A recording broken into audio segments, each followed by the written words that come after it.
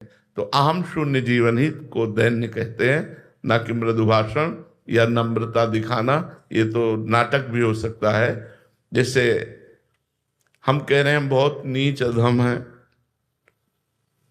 और जब दूसरा सभा में खड़ा होकर कहे पाखंडी नीच अधम, और मुझे लगे कि हाँ ठीक बात कहा, मैं ऐसा ही हूं, वो है दैन्यता। जब किसी भी तरह की प्रक्रिया से अहम जागृत ना हो, दैन्य। जैसे अम्बरीश जी के सामने दुर्वासा जी कृत्या प्रकट किए, लेकिन अम्बरीश जी वैसे ही हाथ जोड़े खड़े रहे, ना भय और ना किसी भी तरह का कोई कोप नहीं, शांत वैसे ही खड़े रहे। तो भगवान के सुदर्शन चक्र ने कृत्या को नष्ट करके दुर्वासा को त्रिभुवन में खदेड़ा। दैन्य की रक्षा स्वयं भगवान करते हैं। अहंकार रहित जीवन ही दैन्य जीवन है।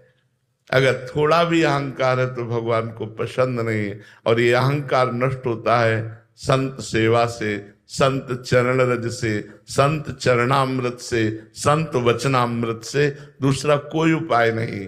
तिनकी संगति रहित जाति कुल मद सब नंसई।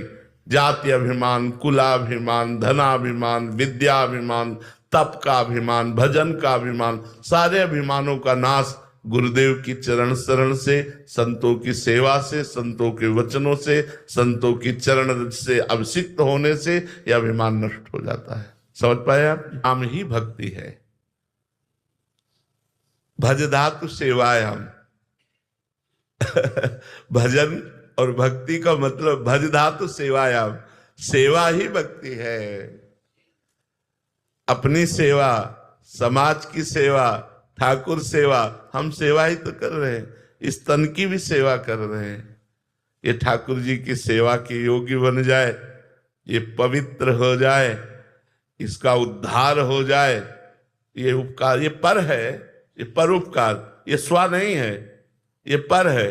तो इस शरीर को भी स्वस्थ रखना, समाज सेवा, माता पिता की सेवा, भगवान की सेवा, राष्ट्र की सेवा, ये सब भक्ति के अंतर्गत आता है। भक्ति कोई ऐसा जैसे मान लिया गया धूप बत्ती अगरबत्ती लगाना, आरती करना, ये भक्ति का एक अंग है। संपूर्ण भक्ति का अंग सेवा। सेवा, माता पिता की सेवा कर रहे हैं, आप भक्ति कर रहे हैं। राष्ट्र की सेवा कर रहे हैं, आप भक्ति कर रहे हैं। समाज की सेवा कर रहे हैं, आप भक्ति कर रहे हैं। बस ये कि स्मरण में आपके क्या चल रहा है। यदि स्मरण में सांसारिक बातें चल रही हैं, भगवान की पूजा